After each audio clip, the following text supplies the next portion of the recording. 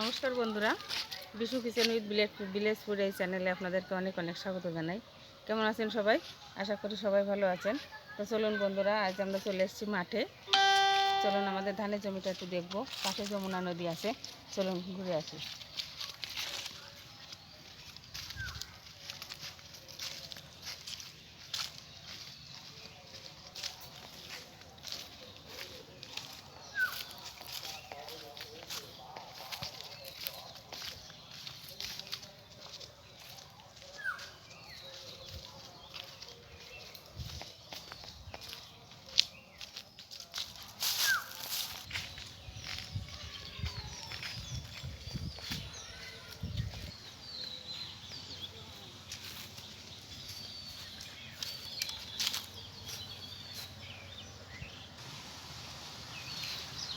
দেখুন বন্ধুরা, এখানে সবজির চাষ হয়েছে। দেখুন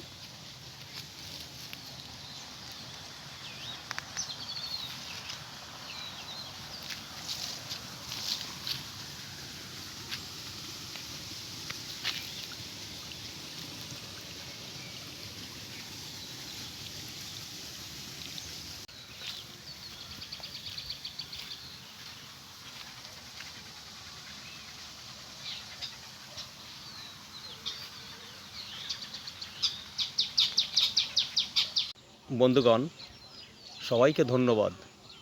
দেখুন, আজ আমরা আমাদের এই গ্রামের পশ্চিম পাশে অবস্থিত আমাদের মাঠে চলে এসেছি।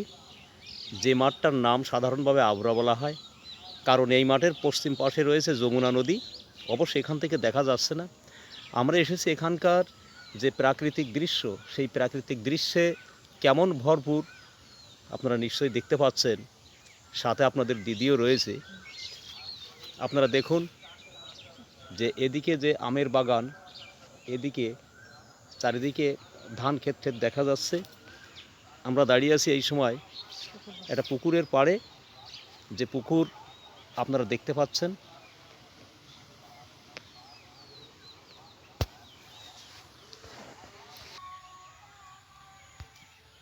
বন্ধুরা, দেখুন পুরো মাঠটা ফসলে ভরপুর। সবজি, ধান চাষ করা হয়েছে। এ সাইডে কলা। চলুন বন্ধুরা, দেখা যাক।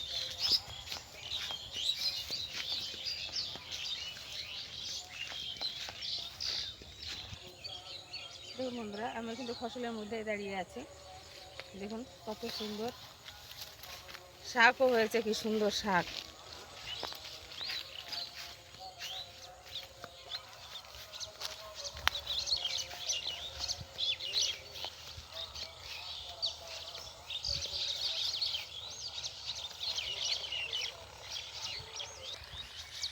বন্ধুগণ, এখানে দেখতে পাচ্ছেন এই হলো আমাদের সেই ধানের জমি। এখানে আমাদের জমির সাথে সাথে আরও অনেকের জমি আছে, এবং কি সুন্দর দৃশ্য, যেখানে অকৃত্রিম প্রাকৃতিক শোভা। এই শোভাই গ্রাম বাংলার প্রকৃত সম্পদ, যে সম্পদ মানুষের মনে প্রত্যেক দিন জাগায় আনন্দ, খুশি, ভালো লাগে। চারিদিকের এই সমস্ত সব কিছুই প্রাকৃতিক শোভার যে অপরূপ সমাহার, তা দেখতে কতই না সুন্দর, কতই না মধুর। মনে হয় গ্রাম বাংলার সেই কবিগণ, কবিই কেন বলি, এই প্রাকৃতিক শোভার অপরূপ সৌন্দর্যে মুগ্ধ হয়ে না জানি কত কবি লেখক এইভাবেই তো সৃষ্টি হয়। আমরা ধীরে ধীরে আজ ভুলতে বসেছি এই সমস্ত প্রাকৃতিক শোভা সৌন্দর্যের সেই কথা। এখানে যে কত সুন্দর দেখতে, চারিদিকে পাখি উড়ছে, পাখির কলরবও শোনা যাচ্ছে। আপনারাও হয়তো সেই কলরব শুনতে পাচ্ছেন মাঝে মাঝে। কতই না সুন্দর, কতই না নয়ন মনোহর, মুগ্ধকর এই পরিবেশ।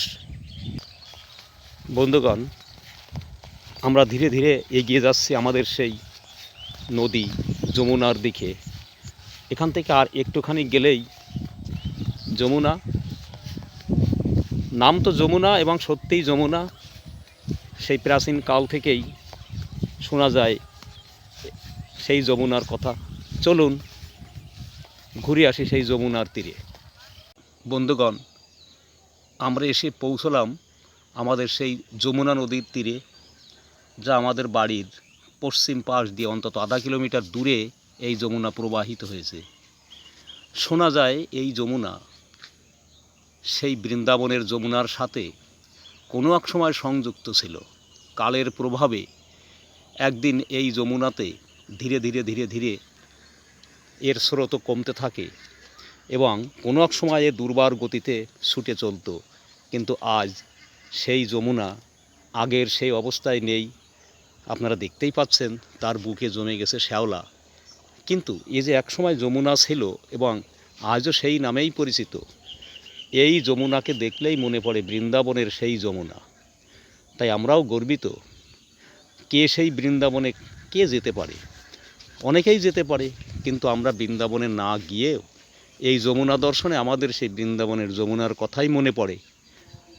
আর শুধু তাই নয়, বৃন্দাবনের যমুনার তীরে যেমন সেই আমরা বনের কথা শুনে থাকি, যেখানে ময়ূর খেলা করে, যেখানে গেলে পরে শ্রীকৃষ্ণের কথা মনে পড়ে, এখানকার প্রাকৃতিক শোভা সৌন্দর্য দেখলেও মনে পড়ে এখানেও বুঝি শ্রীকৃষ্ণ অদৃশ্য বেশে তার বন্ধু, তার সেই ধেনু সকল নিয়ে এখানেই ঘুরে বেড়াচ্ছে।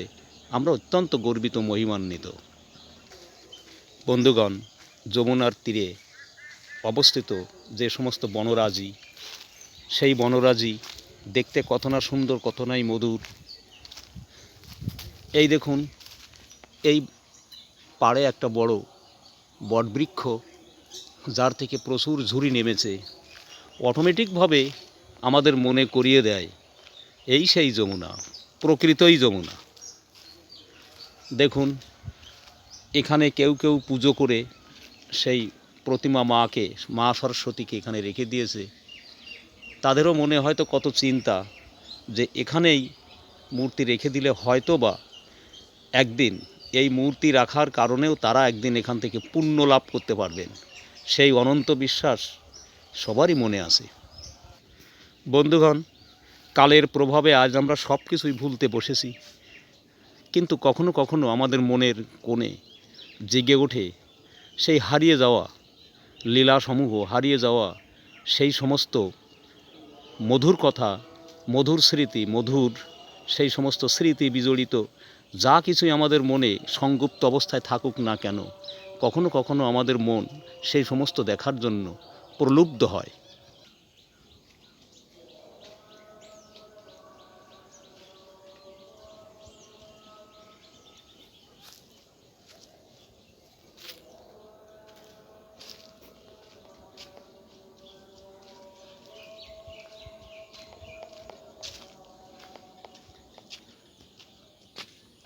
মাঠের ফসল তো দেখা হলো, চলুন বাড়ির দিকে যাই।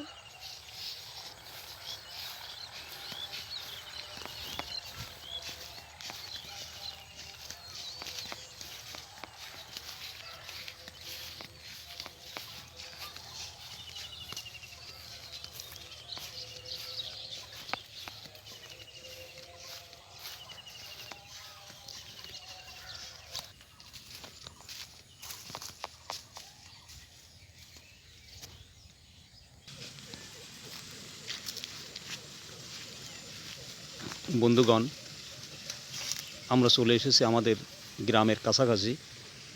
তার আগে এই প্রাকৃতিক শোভা সমন্বিত চারিপার্শ্বস্থ যে সমস্ত মনোহর দৃশ্যগুলো রয়েছে আপনারা দেখলেন, এবং আপনারাও মনে হয় আমাদের আনন্দে আনন্দিত হয়েছেন। যদি আপনারা এই সমস্ত দৃশ্য দেখে অন্তত একটুখানিও মনে আনন্দ পান বা আনন্দ লাভ করেন, তাহলে অবশ্যই কমেন্ট করে জানাবেন। বন্ধুগণ, আপনারা দেখছেন যে আমাদের গ্রামের পাশে যে জমিতে ধান উৎপন্ন হয়েছে, এই শুখা মৌসুমে সেই জমিতে ধান উৎপাদন করার জন্য কৃষকেরা সরকারের সঙ্গে সংঘবদ্ধ হয়ে যে জল সরবরাহ ব্যবস্থা, এখানে অতি সুন্দরভাবে আপনারা সেটা দেখতে পাচ্ছেন, এবং সেই জল আপনারা দেখতে পাচ্ছেন এই নালা দিয়ে সরাসরি সেই মাঠে চলে যাচ্ছে। আপনারা স্পষ্ট দেখতে পাচ্ছেন।